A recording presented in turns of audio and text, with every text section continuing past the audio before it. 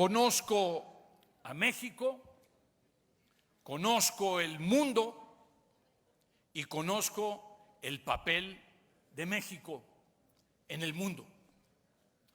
Y acudo a esta invitación como simpatizante de las iniciativas del PRI en una variedad de temas, al igual que simpatizo con diversas iniciativas del MC, del PAN, del PRD, por cierto, los mencioné en estricto orden alfabético. Espero que dichos partidos me inviten también a compartir esas reflexiones para crear una agenda común. Y amigos, hablando de agendas comunes, quisiera que este sea el primer asunto que aborde hoy con ustedes. Es prioritario, indispensable, irreemplazable, inaplazable restituir, reconstruir y definir las bases sobre las que funcionará la alianza Va por México. Tanto frente a las elecciones para gobernador en el año 23 como para las legislativas y presidenciales del 24 y para después. Amigos, le agradezco al PRI y a su presidente el haberme invitado a compartir con ustedes algunas reflexiones respecto del futuro de nuestro país. Les agradezco la hospitalidad y el hecho de que me hayan hecho sentir tan cómodo.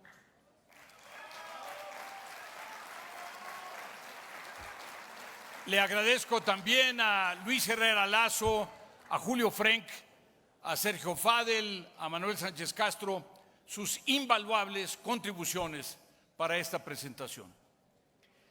Como ustedes saben, fui funcionario del Gobierno de México durante 33 años, incluyendo ser titular de las Secretarías de Relaciones Exteriores y de Hacienda y Crédito Público. Y en 2005, el presidente Fox me propuso como candidato a secretario general de la OCDE. Gané la elección por un periodo inicial de 5 años y después fui reelecto por 2 periodos adicionales. Es decir, estuve al frente de la OCDE durante 15 años, lo cual, si ustedes lo piensan, es como una gran travesura, porque dirigir el llamado Club de los Ricos viniendo de México, pues fue interesante. Pero lo que es importante es compartir con ustedes lo que yo hacía todos los días en ese trabajo de la OCDE. Le daba recomendaciones a los presidentes, a los primeros ministros, a todos los ministros sectoriales sobre cómo manejar sus economías, su medio ambiente, sus sistemas de salud, de educación, los sistemas anticorrupción, la gobernanza, sus instituciones y en general cómo tener un mejor gobierno, más incluyente, con igualdad de género, con participación y oportunidades para los jóvenes, con estabilidad, con mayor bienestar. Inclusive creé un lema para describir la misión de la OCDE: mejores políticas para una vida mejor. Y después de 15 años de hacerlo en beneficio de los 38 miembros de la OCDE y para más de 100 países no miembros de la OCDE, pero que nos solicitaban apoyo, hoy quisiera poner toda esta experiencia, todas estas vivencias, todo el conocimiento de qué funciona, de qué no funciona y de cómo diseñar soluciones que se ajusten a nuestra realidad, a nuestra idiosincrasia, al servicio de mi país, al servicio de México.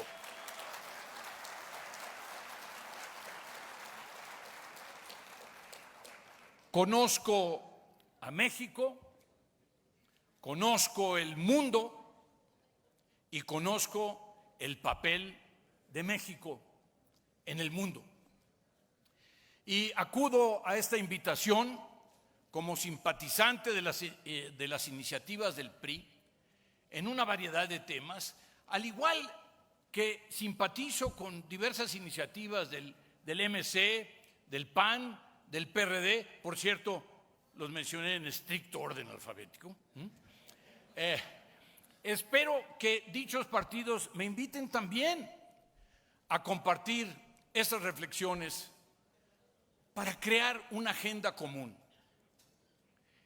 Y amigos, hablando de agendas comunes, quisiera que este sea el primer asunto que aborde hoy con ustedes. Es prioritario, indispensable, irreemplazable, inaplazable restituir, reconstruir y definir las bases sobre las que funcionará la alianza Va por México.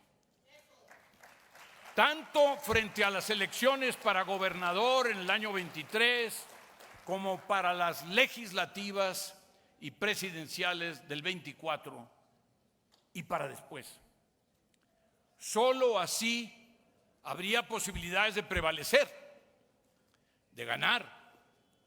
Pero más importante aún, solo así se actualizaría, solo así se modernizaría el sistema político de México. Y por cierto, los acuerdos no deben limitarse a cómo configurar las propuestas de candidatos a legisladores, gobernadores o presidente.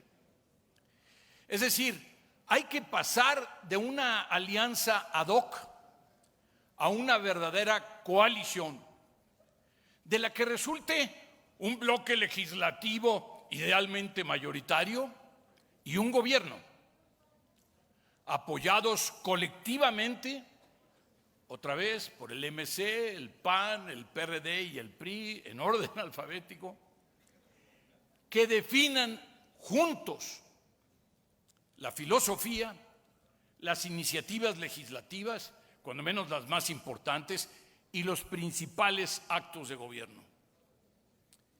Toma más tiempo, requiere sabiduría, realismo y humildad, pero sería un elemento de estabilidad y de permanencia de la propia coalición. No habría sorpresas. Y podemos hablar de cambio climático, de inteligencia artificial, de la 5G, de cómo acelerar la digitalización del país, del presupuesto, del campo, del papel de los jóvenes, en fin. Podemos hablar de todo, pero en ese contexto. No. Hay que reconocer que en México no tenemos tradición de coaliciones. En otros países es lo normal, es lo cotidiano. Una coalición de este tipo proporcionaría los equilibrios democráticos necesarios y evitaría que se fracture o se rompa o se pause la coalición. Estoy consciente de que en México tenemos un régimen presidencial en lugar de los regímenes parlamentarios con los que nos estamos comparando, pero los tiempos cambian y las circunstancias cambian y nuestra democracia debe adaptarse a los nuevos tiempos, debe adaptarse a las nuevas circunstancias. Déjenme ahora abordar los temas que nos fueron propuestos por nuestros anfitriones: seguridad, economía, salud. Quizá agregaré algunas ideas sobre educación y alguna otra si el tiempo lo permite. Sobre el tema de seguridad pública e inseguridad ciudadana, yo les diría que se ha convertido en la principal preocupación de la sociedad mexicana hoy.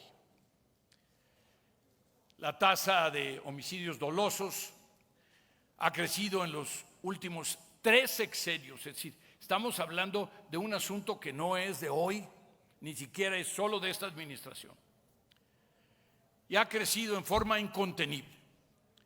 Otros delitos como la extorsión, el secuestro, el robo a casas habitación, el robo a mano armada, los feminicidios, las agresiones sexuales, la violencia intrafamiliar, han aumentado en prácticamente todos los estados. La apuesta de la militarización de la seguridad pública como solución no ha dado el resultado esperado. Y esto es grave, pues las fuerzas militares se consideraban como el último recurso para enfrentar al crimen organizado y la creciente ola de delitos.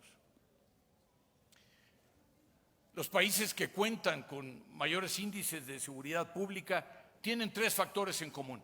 Primero, se basan en la fortaleza y en la efectividad de las policías locales.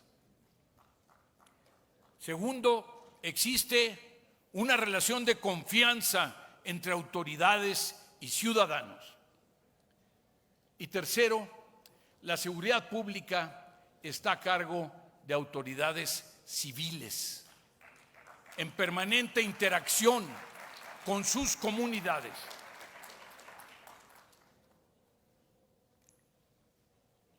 Esto tiene una lógica intrínseca. Los militares tienen como principal función la defensa del interés nacional mediante el uso de la fuerza. Su doctrina, sus protocolos, su entrenamiento están orientados en esa dirección.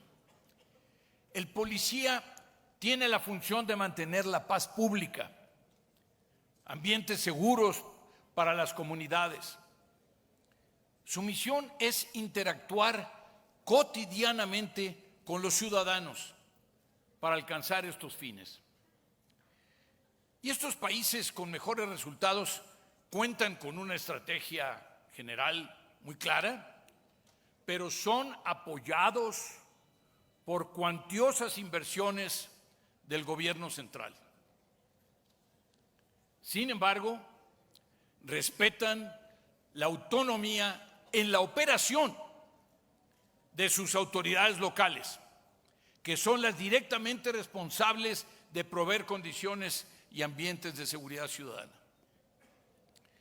Los programas de seguridad pública no solamente deben orientarse hacia la construcción de fuerzas reactivas al delito, sino de esfuerzos sustantivos para prevenirlo, contenerlo, disuadirlo, mediante acciones y políticas que exigen la participación directa de las comunidades.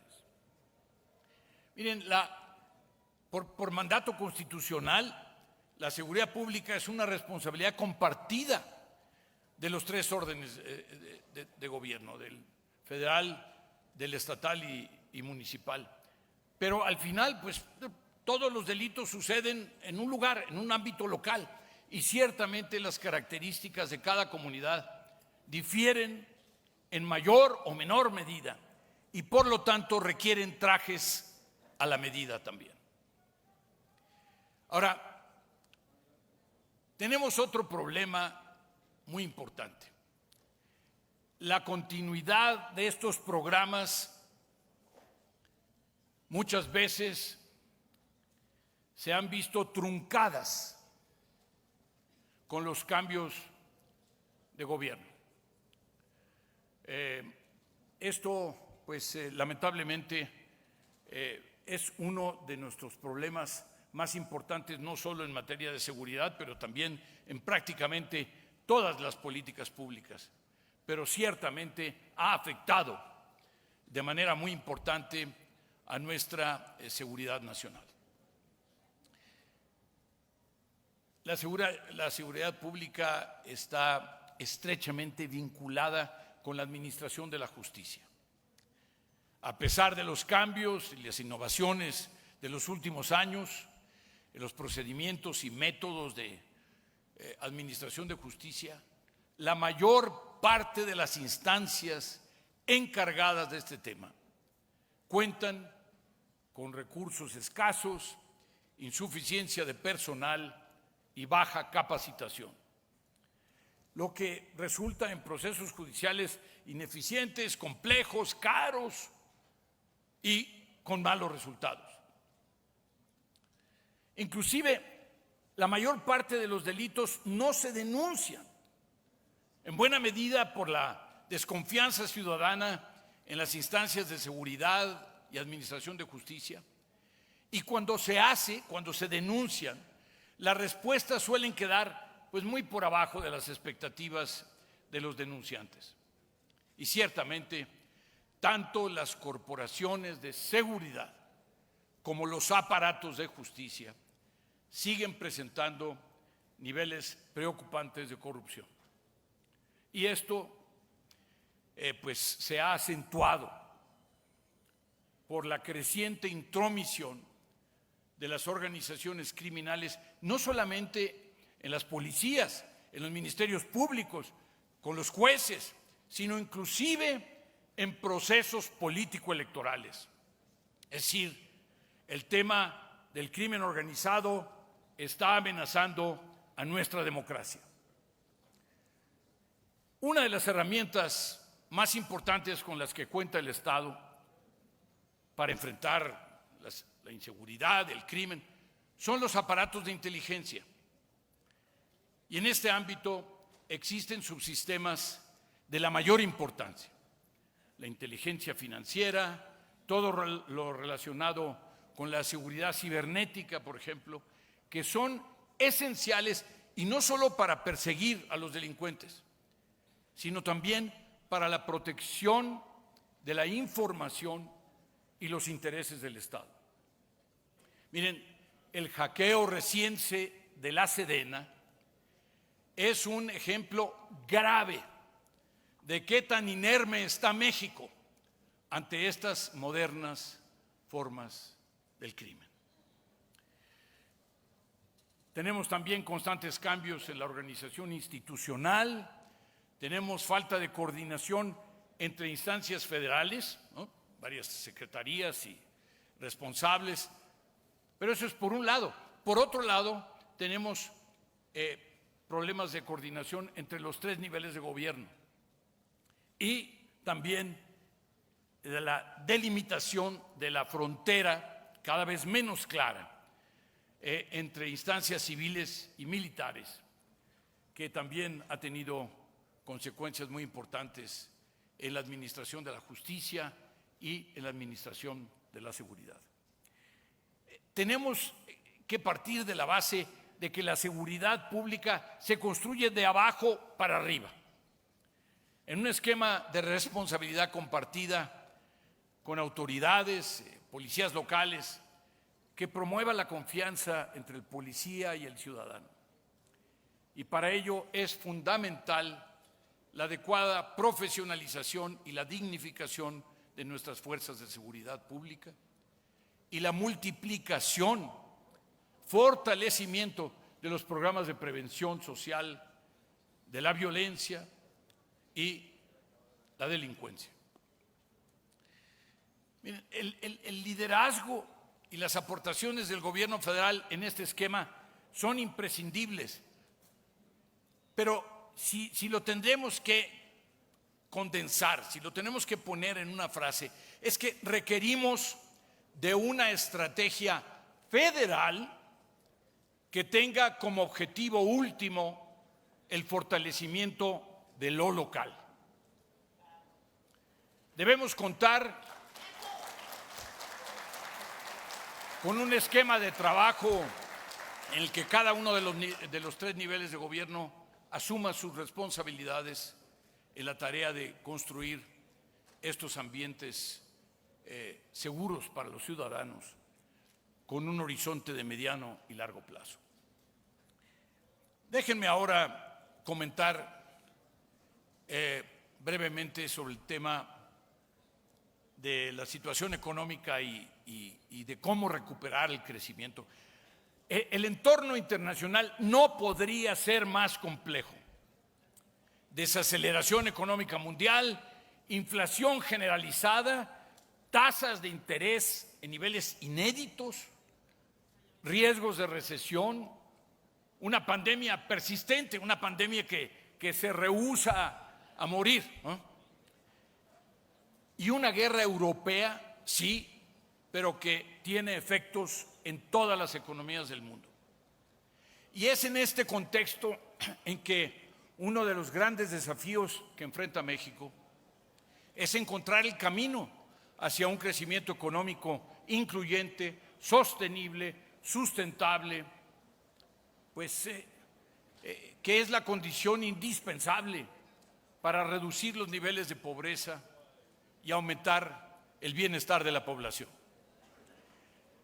Aquí tenemos pues malas noticias. En los últimos 20 años, la tasa de crecimiento de la economía mexicana ha mostrado una clara tendencia decreciente y en todo ese periodo de 20 años alcanzó un promedio de 2%. 2%.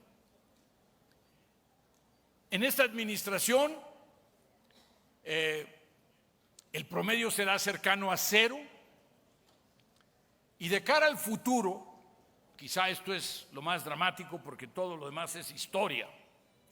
Los 40 expertos consultados por el Banco de México, son expertos independientes, privados, nos dicen que entre el 2023 y el 2032 la economía crecerá al 2%, otra vez.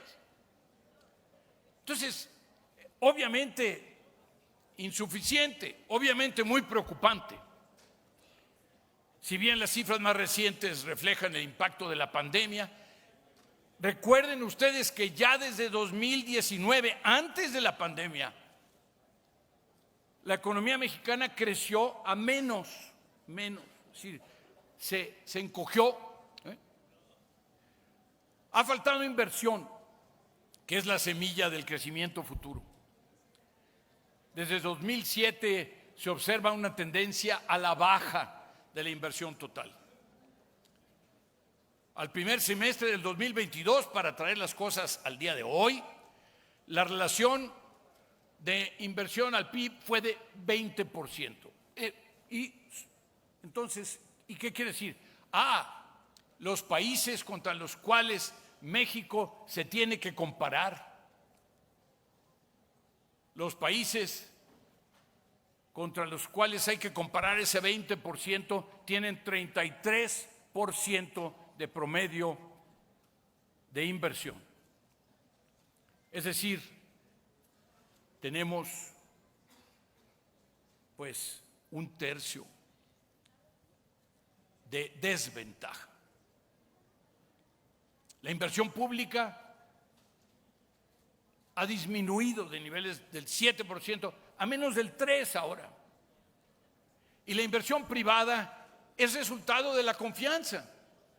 Y miren, al final del sexenio del presidente Zedillo, crecimos al 7% y no tuvimos la crisis sexenal que caracterizó a las transiciones políticas previas. Sí se puede.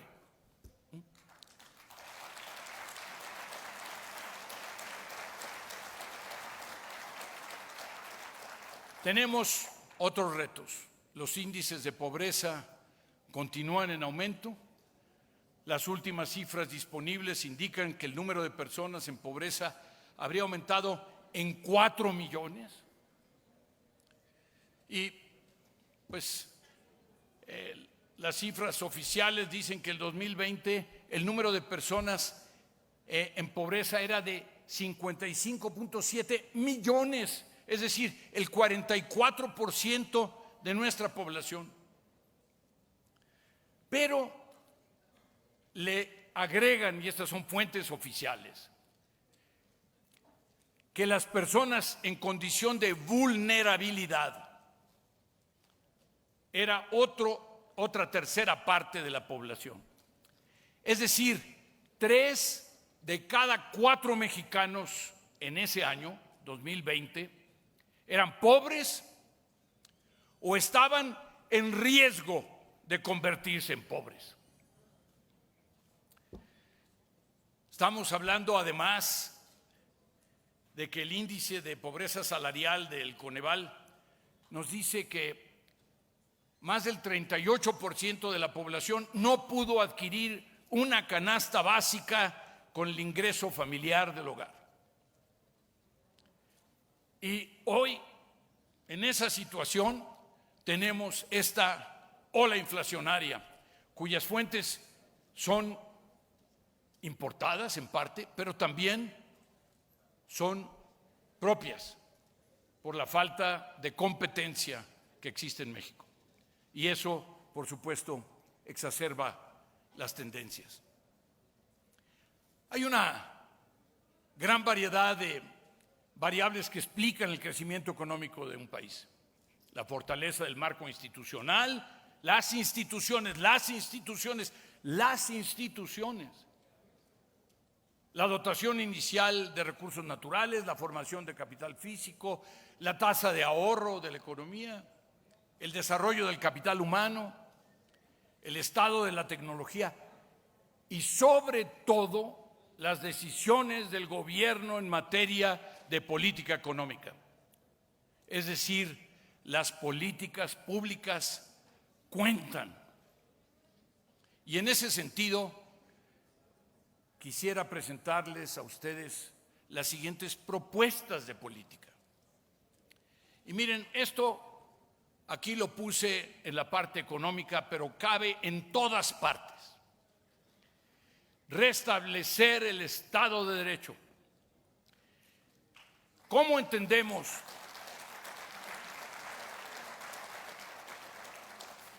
¿Cómo entendemos el Estado de Derecho? Déjenme darles una definición de las Naciones Unidas.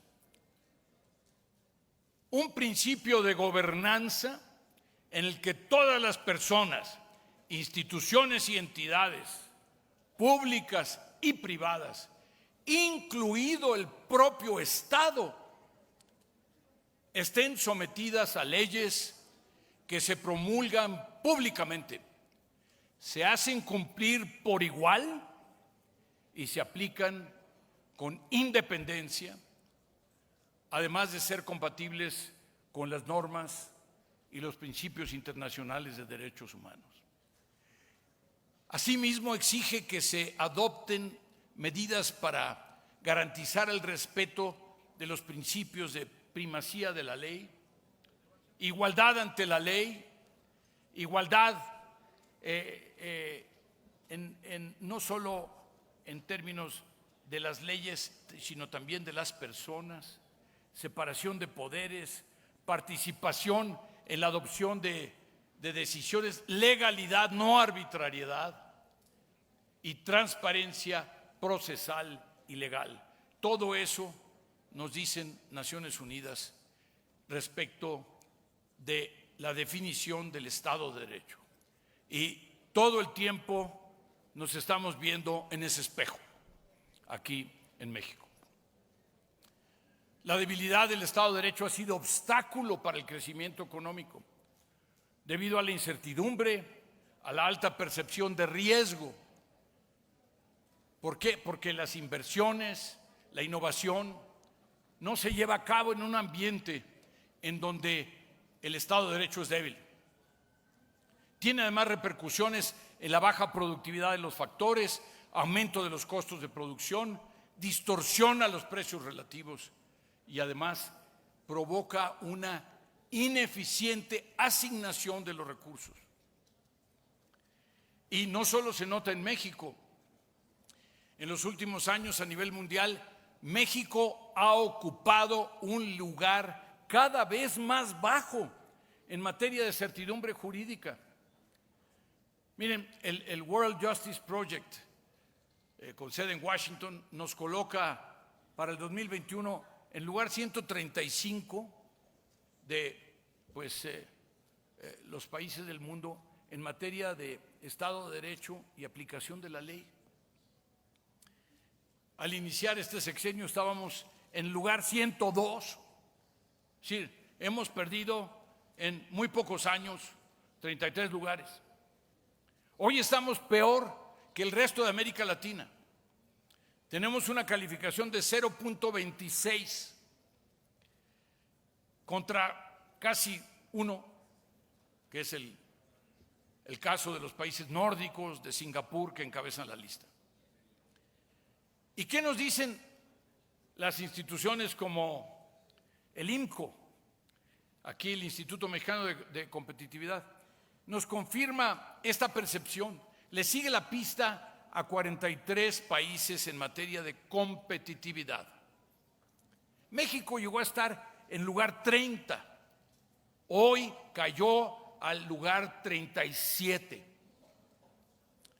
Y si consultamos otras fuentes, el Foro Económico Mundial también coincide en mencionar estos deterioros. Estos resultados se explican si tomamos en cuenta el impacto del crimen organizado, la carga de la regulación gubernamental, la ineficiencia, la inefectividad del marco legal para la resolución de disputas y la falta de protección de los derechos de propiedad. Por otro lado, tenemos otro problema, el incumplimiento sistemático de la ley y la falla por parte de los distintos gobiernos para ejercer plenamente la fuerza legal del Estado. Y esto nos ha generado altos niveles de impunidad, que a su vez retroalimentan y magnifican la incidencia del delito. Habría también que fortalecer a los órganos constitucionalmente autónomos.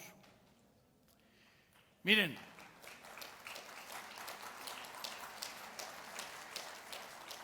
la misma Constitución les confiere autonomía, pero su actuación se ha visto limitada para cumplir con el mandato por el cual fueron creados y fungir como auténticos contrapesos del poder.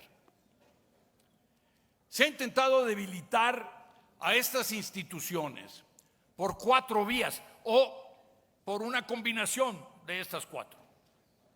Descalificación pública, sustitución de los titulares, retrasos en nombramientos de los comisionados que les impide sesionar, que les impide funcionar,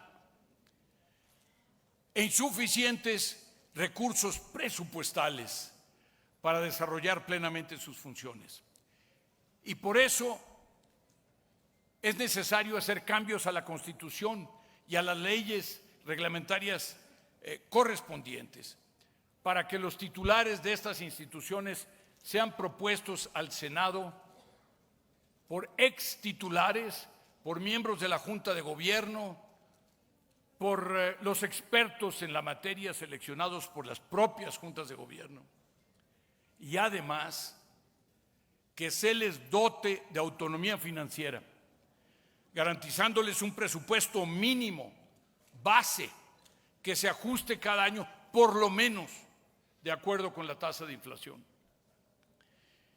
Y miren, el caso más claro es el del INE y el del tribunal, que se han hecho merecedores de la confianza del pueblo de México y que nos proporcionan cuando menos 2 invaluables servicios.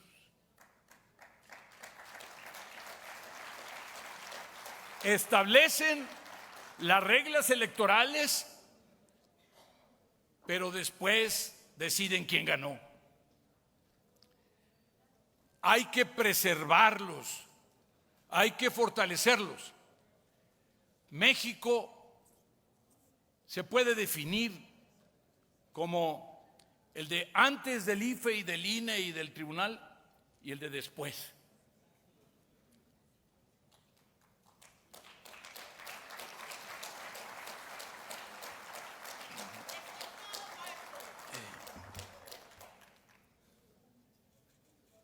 hay que modificar el marco normativo de la economía mexicana. La rigidez, la multiplicidad de trámites, de requisitos, han sido factores que de manera permanente han sido expuestos por el sector productivo como una traba para su crecimiento, para su sobrevivencia en muchos casos.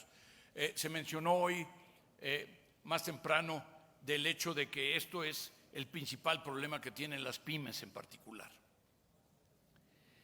En dicho marco normativo, por cierto, se encuentra la legislación en materia laboral, que se caracteriza por una gran rigidez para la contratación, para el despido de personal, que se traduce en altos costos, reduciendo así la competitividad de las empresas, pero sobre todo hace menos atractiva la contratación de mano de obra y estimula paradójicamente la sustitución de trabajadores por máquinas.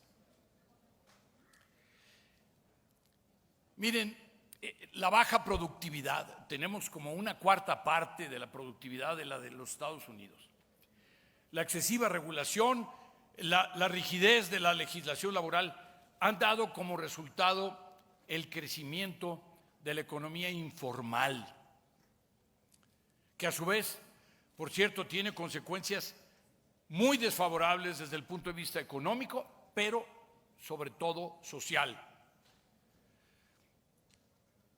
El empleo informal es 52% de la población trabajadora, más de la mitad, y tiene una productividad mucho menor que la del sector formal.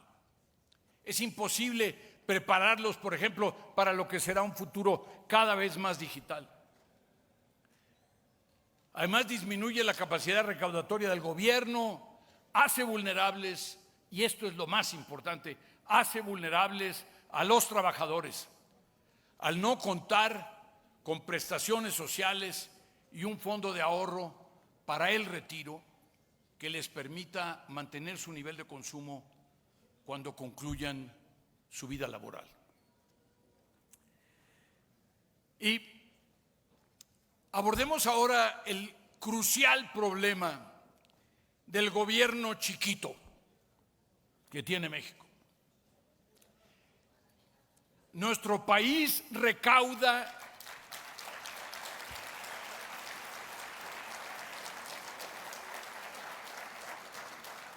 esto, yo no sé si merece un aplauso porque es un problemón espantoso, pero bueno.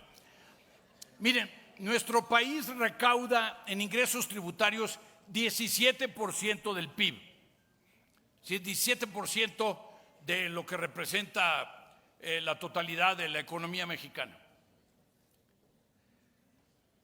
¿Y qué?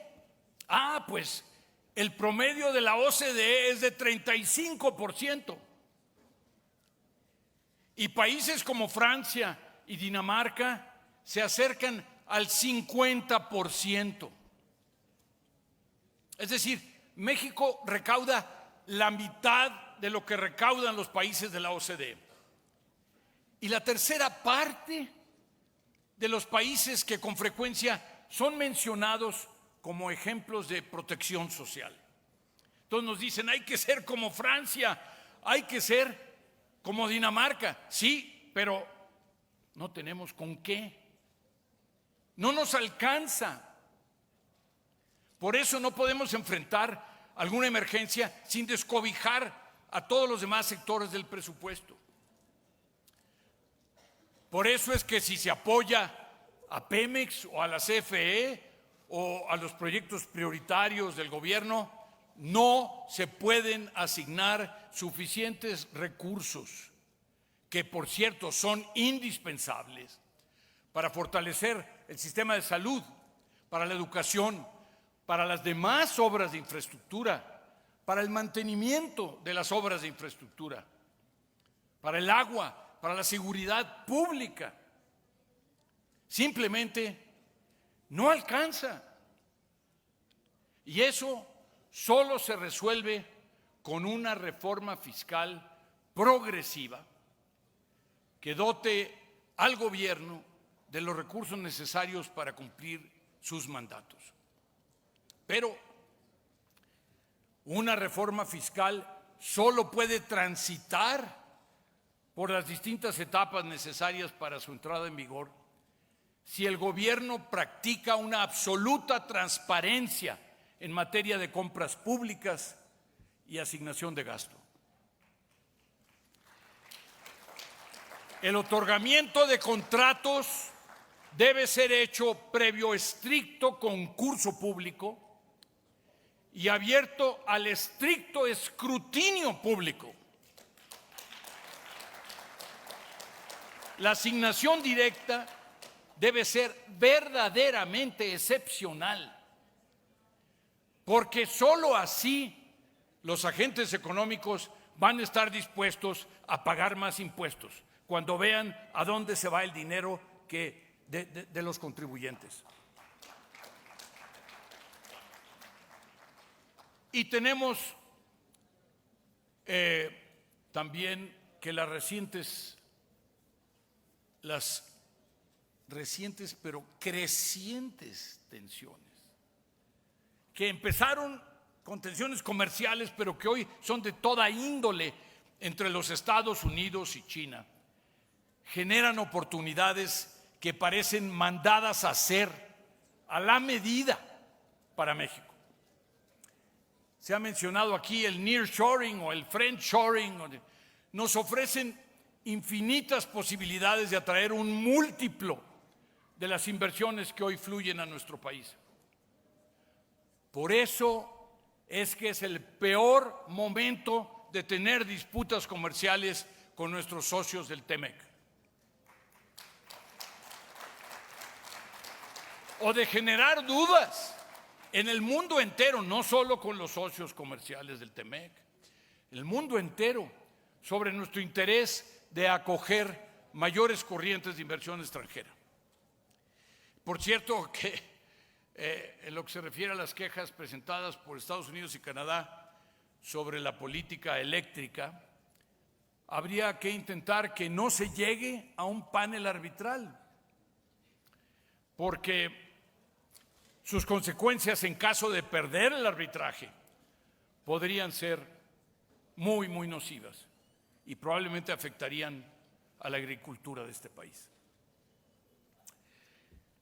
Nos pidieron también que comentáramos sobre la política de salud. Y aquí quisiera decirles que en México y en el mundo el COVID-19 intensificó las condiciones de vulnerabilidad en las que viven millones de personas en el mundo entero, pero también incrementó las brechas sociales. En nuestro país, la insuficiente inversión en el sistema de salud pública, el subejercicio sistemático de los recursos, la desarticulación del sector privado con el sector público, la deficiente planeación para lograr una cobertura universal, la falta de coordinación en la operación del sistema, son algunos de los factores que inciden en el pobre desempeño del sector. Al primer semestre del 2022, de este año, se presentó el mayor subejercicio del gasto en salud desde el 2014.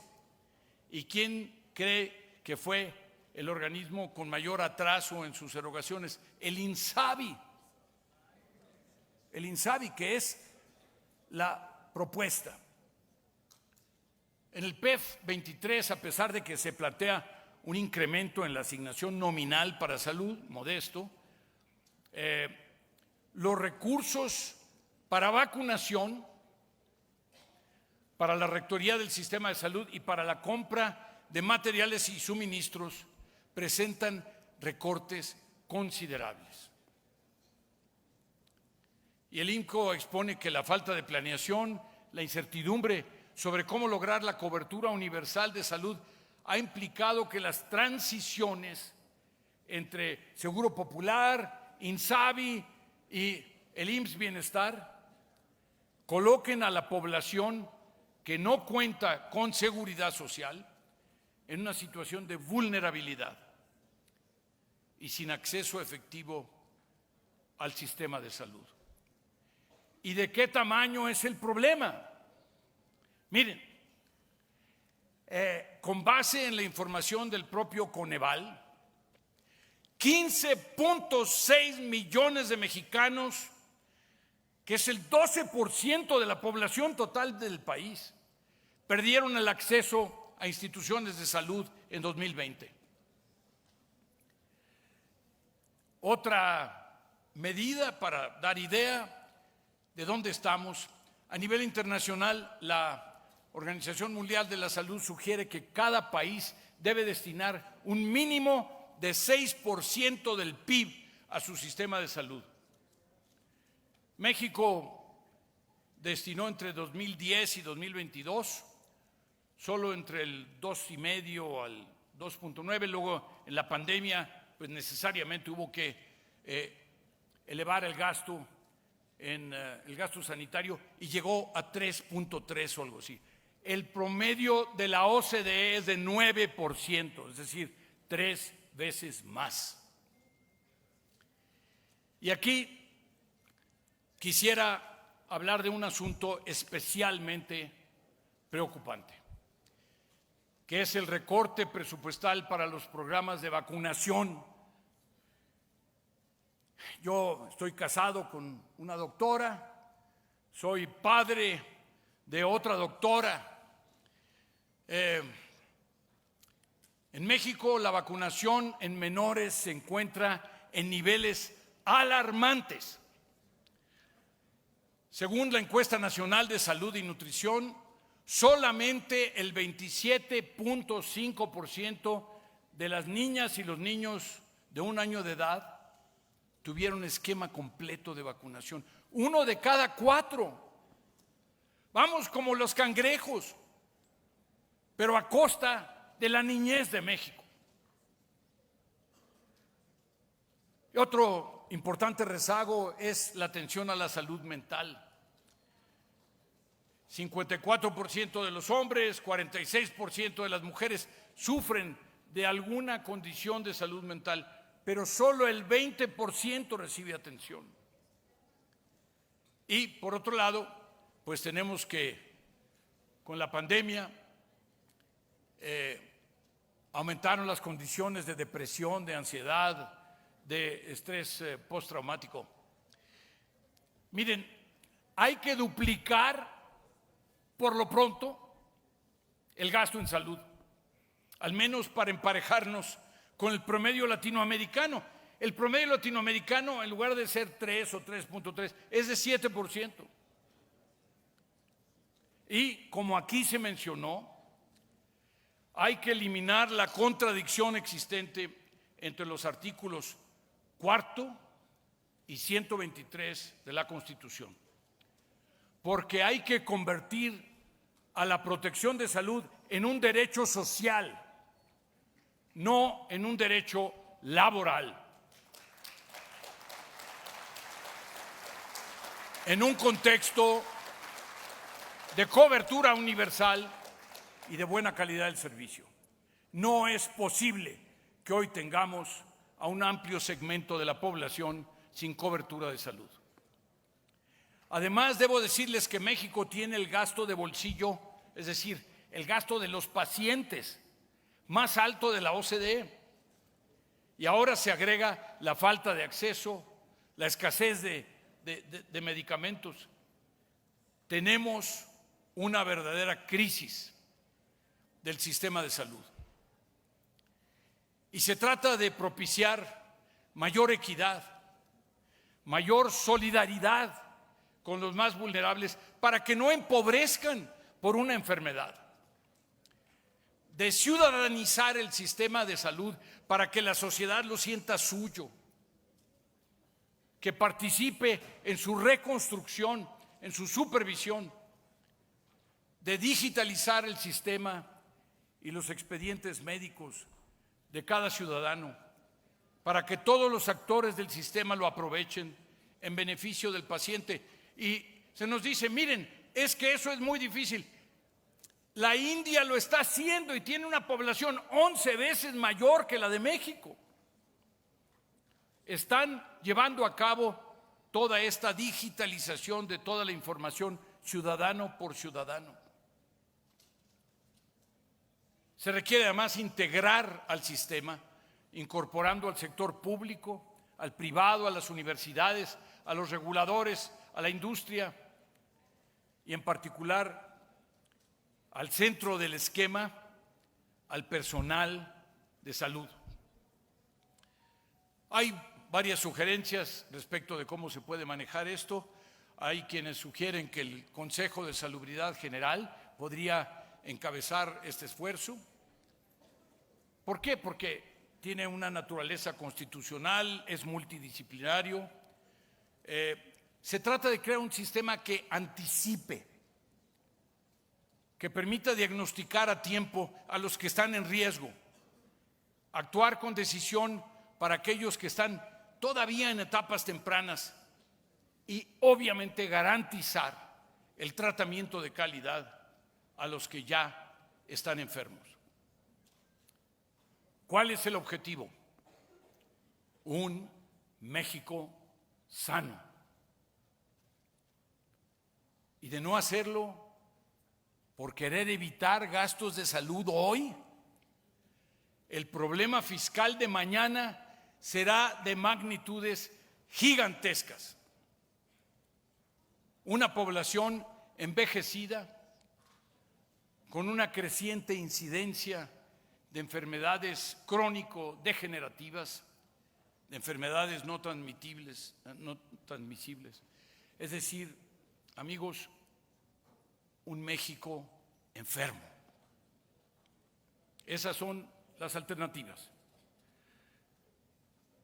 En febrero pasado, Julio Frenk propuso a la entonces nueva Cámara de Diputados la creación de un grupo de trabajo para diseñar una nueva, más efectiva política de salud pública.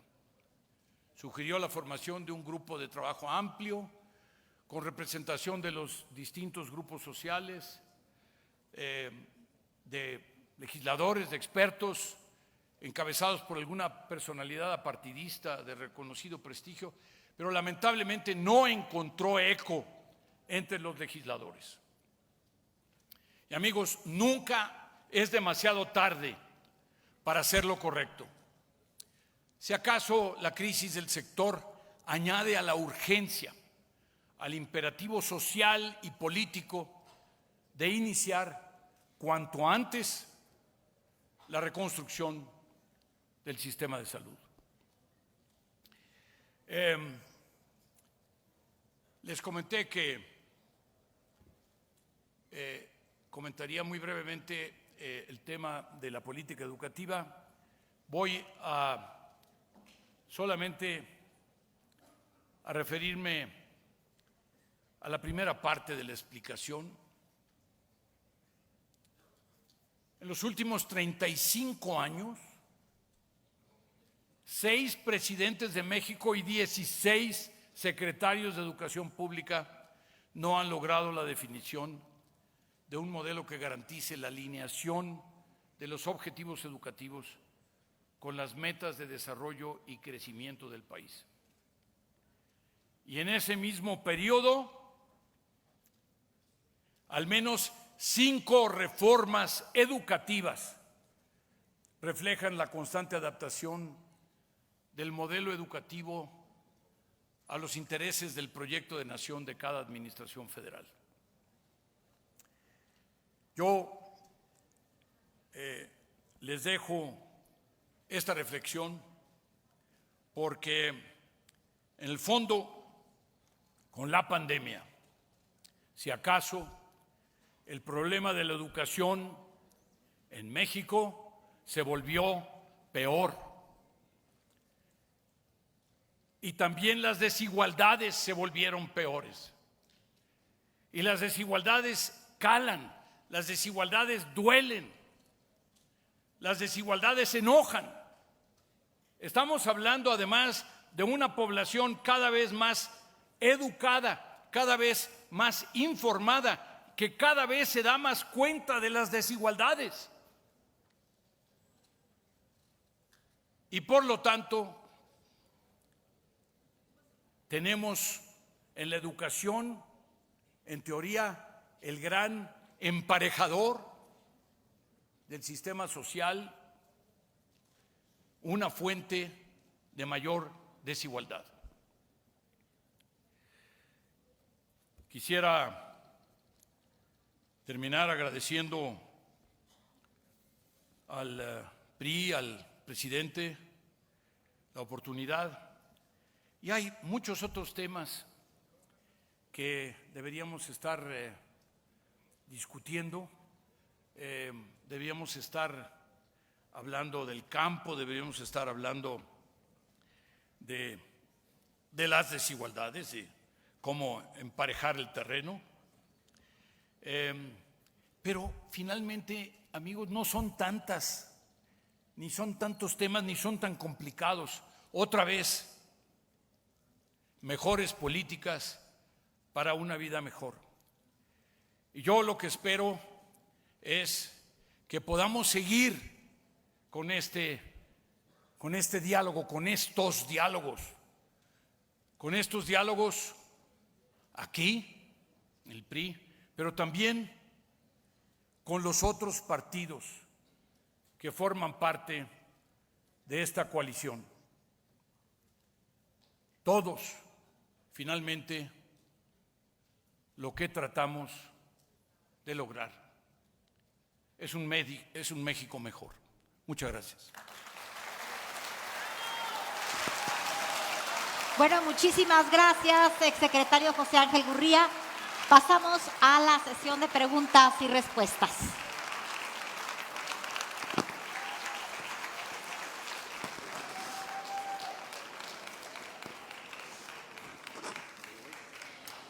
Bueno. Ya quería yo mi regalo, pero no, todavía no me toca, todavía no me lo he ganado. Todavía tiene que responder preguntas. Todavía no toca. Muy bien. A ver, México invierte alrededor del 3.5 de su Producto Interno Bruto en salud. ¿Qué haría para alcanzar la meta del 7.5 del PIB destinado a salud? Que nos faltan 4. Nada más. Y esos 4 son parte del problema del gobierno chiquito. Es decir, no tenemos con qué. No alcanza. Y miren, el problema es que, como yo mencioné, de repente, si tenemos una emergencia, la pandemia fue una emergencia. Hubo que dedicarle más recursos, por supuesto, pero entonces hubo que descobijar a todos los demás. Si no tenemos flexibilidad, no tenemos margen de maniobra.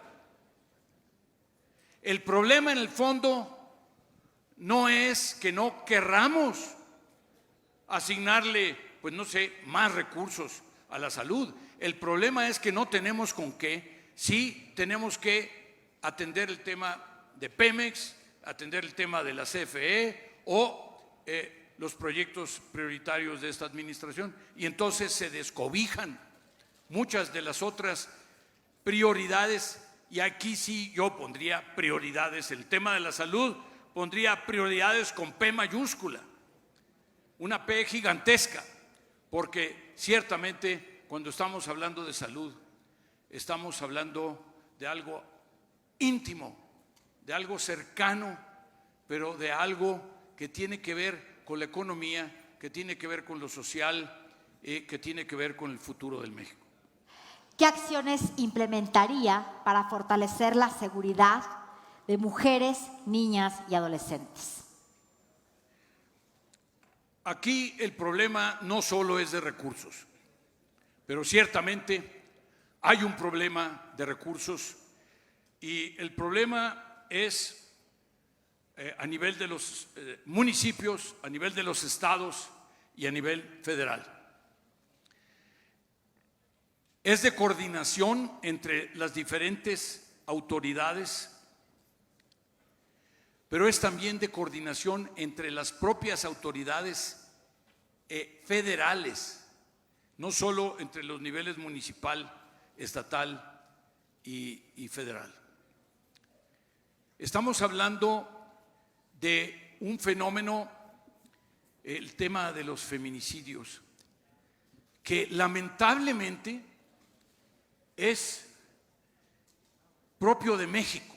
Es decir, en donde estamos hablando de decenas de miles de feminicidios y en donde en muchos lugares, en muchas ciudades, hubo durante mucho tiempo casi una situación en la cual las mujeres eran el objetivo, eran las que eran señaladas como víctimas. Y quiero decir aquí que el tema de la protección a mujeres, de la protección a las jóvenes, a los niños, empieza por supuesto en la casa. La mayor parte de las agresiones, de los problemas de violencia intrafamiliar es con la gente más cercana de las mujeres que sufren la agresión. Y por lo tanto, claramente, tenemos ahí un problema social de la relación entre hombres y mujeres, y también tenemos un problema en un país que todavía es muy machista. Tenemos un problema de proteger de manera especial, de manera, yo diría, particular, a las mujeres, a las jóvenes y a las niñas. La siguiente pregunta: ¿la economía mexicana pudiera llegar a prescindir del TEMEC? ¿Qué sucedería? No, ni lo mande Dios, no, pero no debe uno hablar de religión aquí, ¿verdad? Pero no. Miren, los que propusimos a los americanos que hiciéramos una integración del área de América del Norte, es decir, fue México. Estados Unidos recibió la propuesta, le pareció un poco pues de avanzada, digamos, por no decir un poquito inicialmente jalada de los cabellos, ¿verdad? Pero Ildefonso nos platicó cómo fue el proceso. Es decir, México propone, y después, por cierto, a Estados Unidos, y luego se sube Canadá, ¿no? Es decir, Canadá ya tenía ese acuerdo con Estados Unidos y se subió al vagón. Pero hoy no se puede concebir al México moderno, al México del 2022, sin los 500,000 millones de dólares de exportaciones, de los cuales, pues, lamentablemente es una realidad. El 80% se van a los Estados Unidos, porque tenemos acuerdos de libre comercio con Europa y tenemos acuerdos de libre comercio. Toda Europa es el bloque comercial más grande del mundo.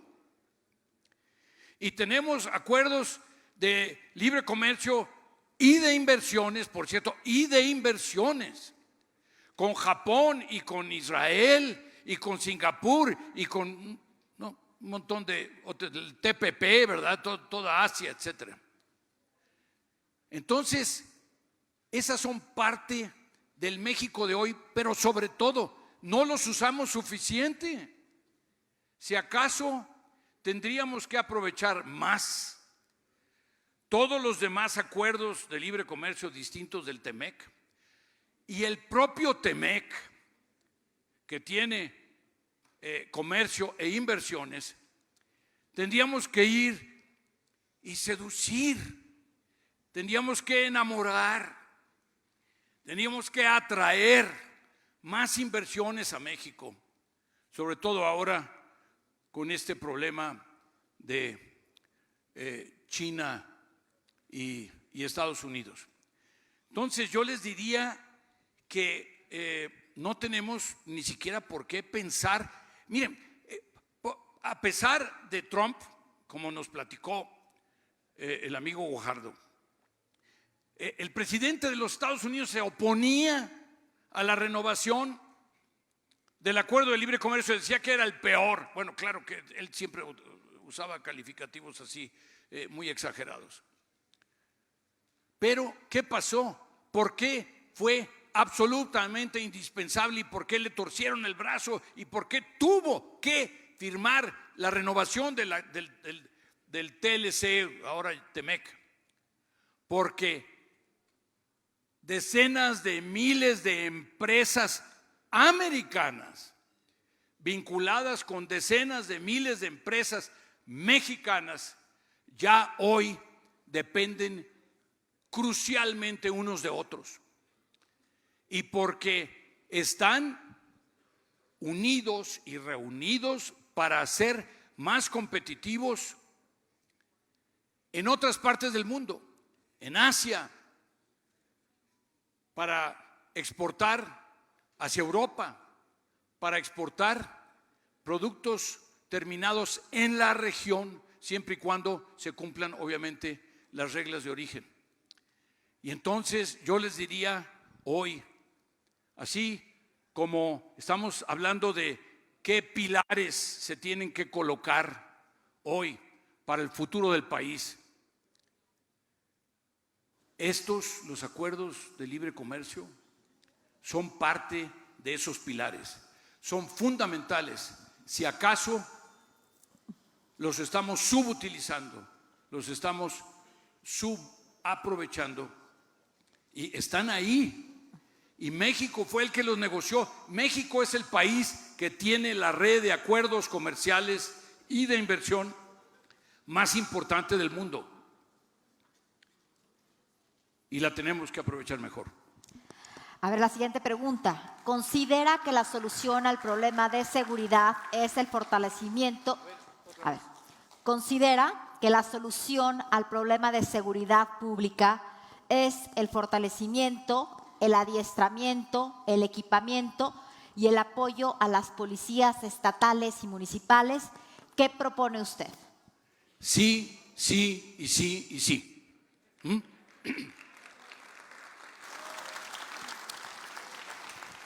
¿Cuáles son? Mencioné varias veces que el asunto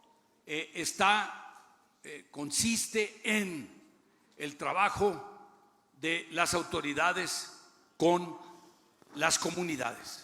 Y por lo tanto, obviamente, la respuesta tendría que ser sí. Es decir, ya quizá por mi comentario previo, ya se imaginaban ustedes por dónde iría mi respuesta, pero yo les diría que no lo veo de otra manera, y que al mismo tiempo pues estamos hablando de otra vez un porcentaje muy bajo